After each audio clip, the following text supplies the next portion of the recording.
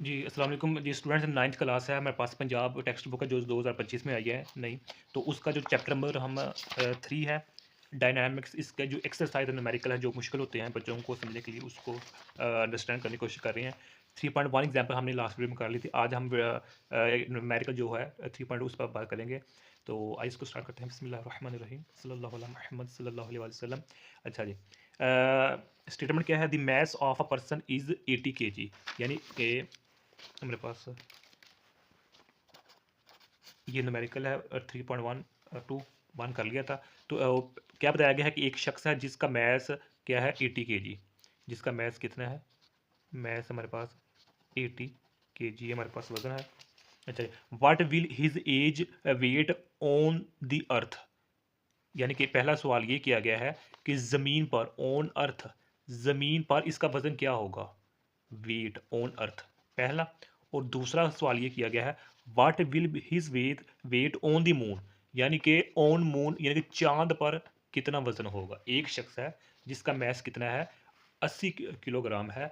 अगर वही एक शख्स ज़मीन पर खड़ा हुआ है तो उसका वज़न कितना होगा? अगर वही सेम शख्स चांद पर चला जाएगा तो फिर उसका वज़न कितना होगा? ये इस स्टेटमेंट में बताया गया है। तो ये हमने प्रूव करना है, ठीक है, यानी कि इसको सॉल्व करना है। अब पहले ये फ़र्क समझ लें, इधर जो अगरचे वीडियो लेंथी हो जाएगी लेकिन आई थिंक मुझे समझाना पड़ेगा कि मैस और वेट में क्या फ़र्क है, ठीक है?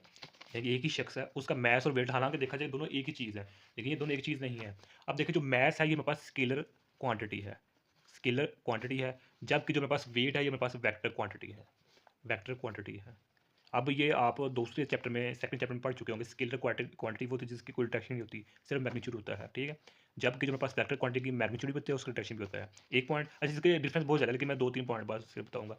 दूसरा पॉइंट ये है कि जो मास होता है वो सेम रहता है, लेकिन जो हमारे पास वेट है वो नॉट सेम, सेम नहीं रहता। मिसाल के तौर पर मैं मिसाल देता हूँ, बल्कि ये जो न्यूमेरिकल ये इसी से रेलिवेंट है, इसी सेकंड पॉइंट से। मिसाल के तौर पर अगर एक शख्स है हमारे पास ज़मीन पर है, उसका वज़न है 5 किलोग्राम, लेकिन नहीं मैं इसकी ये मिसाल इसमें फिट होगी तो वो इससे रेलिवेंट हो। मैं दूसरी मिसाल देना चाहता हूँ आसान। ये मेरे पास ज़मीन है, ठीक है? मिसाल दे रहा हूँ, ठीक है ना? अगर कोई एक शख्स यहाँ खड़ा हुआ है जिसका मैस है 5 केजी, अगर यही शख्स यहाँ आ जाएगा तो इसका मैस चेंज हो जाएगा। क्या हो जाएगा? सॉरी, क्या नाम, मैस चेंज नहीं होगा। जो मेरे पास शख्स है ना, यहाँ भी 5 केजी रहेगा, यहाँ भी 5 केजी रहेगा। लेकिन इसका जो वज़न होगा वो चेंज हो जाएगा। यहाँ क्योंकि अब देखें ना, ये मेरे पास ज़मीन है, ये सेंटर है। तो जो हम जानते हैं ज़मीन अपनी तरफ अट्रैक्ट करती है हर चीज़ को, छोटी या बड़ी चीज़ को। तो ये ज़मीन है हमारे पास, ज़मीन है। तो उसका जो सेंटर है वो ये है। तो वो नीचे की तरफ पुल करेगा ना ज़मीन उसको, अब ऑब्जेक्ट को जो भी इसके ऊपर पड़ा हुआ है। तो यहाँ वेट डिफरेंट, अगर यही ऑब्जेक्ट यहाँ आ जाएगा, ठीक है? तो अब यहाँ यानी कि कम या ज़्यादा हो सकता है। तो लिहाज़ा जो मैस होगा वो सेम रहेगा हर जगह पर ज़मीन का। ज़मीन पर एक शख्स जहाँ भी चला जाए, लेकिन जो वेट होगा वो डिफरेंस हो जाएगा, क्योंकि जो ज़मीन चीज़ हर चीज़ को छोटी है या बड़ी है, ज़मीन हर चीज़ को अपनी तरफ खींचती है। इंसान है, जिन्ना परिंद है, छोटा जानवर है, बड़ा जानवर है, कार है, साइकिल है, हवाई जहाज़ है।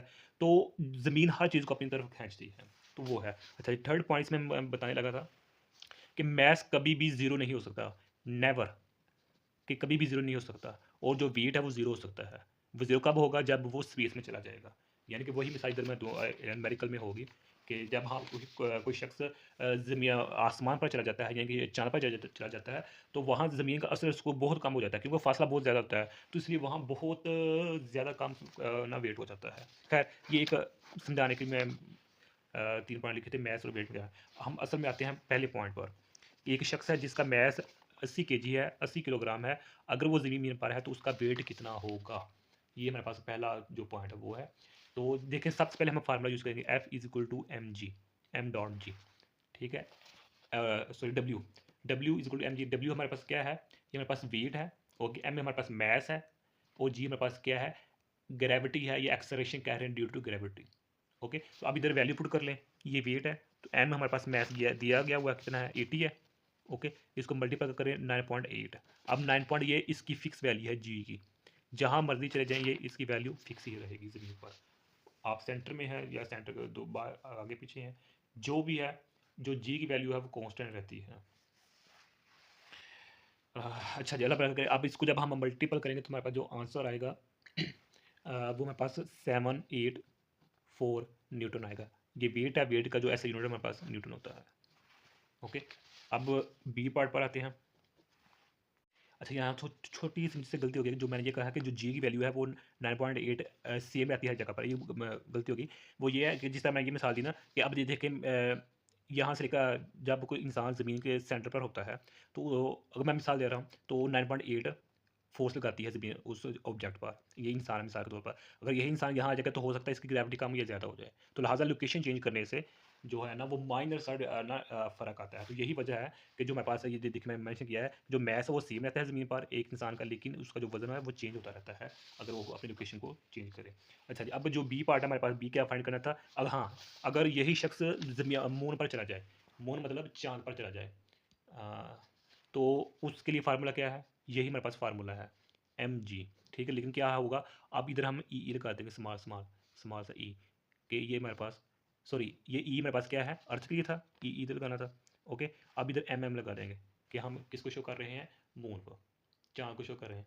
तो वैल्यू पुट करें, डब्ल्यू एम छोटा सा डाल दें इसके साथ, तो मैथ 80 है, मैथ सेम ही है जो हमारे पास गिवन है। ओके, स्टेटमेंट में। तो अब जो जी है, अब इस जी की वैल्यू यहाँ ये देखिए सवाल में दी गई है, the value of acceleration due to gravity of moon. जिस तरह ज़मीन हर चीज़ को अपनी तरफ खींचती है, इस तरह जो चांद है वो भी अपना हर चीज़ को, जब उसके सरफेस पर चला जाता है कोई भी शख्स या चीज़, तो वो चांद भी अपनी तरफ खींचती है, उसकी वैल्यू है 1.6। तो वो इधर हम पुट करेंगे 1.6। ओके, तो इसको हम सॉल्व करेंगे तो मेरे पास वाली आ जाएगी 128 ने, यानी 128 न्यूटन हमारे पास वैल्यू आ जाएगी। ठीक है, ये यूनिट याद रखिएगा, न्यूटन है पीरियड का। तो ये मेरे पास सेकंड जो न्यूमेरिकल सॉल्व हुआ। अब हम नेक्स्ट वीडियो में थर्ड पर बात करने की कोशिश करेंगे। तब तक के लिए हाफिज़।